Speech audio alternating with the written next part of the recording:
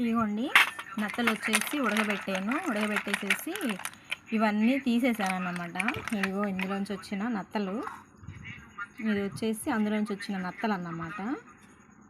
అయితే ఎలా తీయాలి అనేది చూడాలంటే ఇదిగోండి ఇక్కడ ఉడికిన తర్వాత ఇలా కనిపిస్తూ ఉంటుంది అన్నమాట. నేను వచ్చేసి ఈ స్పూన్ పెట్టి, అంటే వీడియో తీయడానికి ఇబ్బందిగా ఉంది, ఈ స్పూన్ ఇలా పెట్టేసేసి ఇలా తీస్తే వచ్చేస్తుందండి. ఇదిగోండి ఇలా స్పూన్ పెట్టి ఇలా చివర పెట్టేసేసి ఇలా తీస్తే ఇలా వచ్చేస్తుంది అన్నమాట. అలా నేను ఈ మొత్తం తీసేసాను. అయితే ఇన్ని గవ్వలకు గాను చూడండి దాదాపు కేజీన్నర పైన ఉన్నాయి గవ్వలు.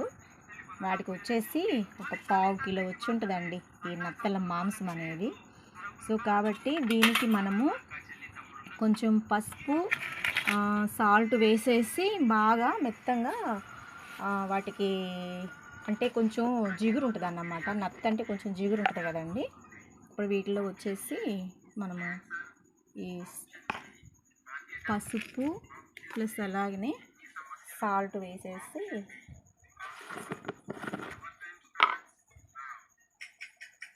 ఇంకా కొంచెం ఎక్కువ వేసుకోవచ్చు. వేసుకున్న తర్వాత ఇది ఇలా మనం ఇలా మెత్తంగా, అంటే జిగురుతనం పోవటానికి ఇలా చేయాలన్నమాట.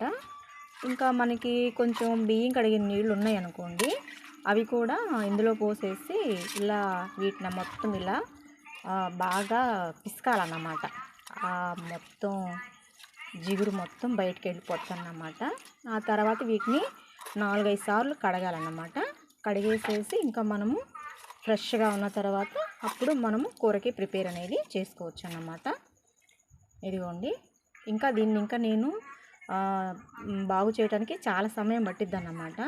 అంటే వీడియో ఎక్కువైపోతుందని చూపిస్తున్నాను. ఇలా మనము క్లీన్ చేసుకోవాలి.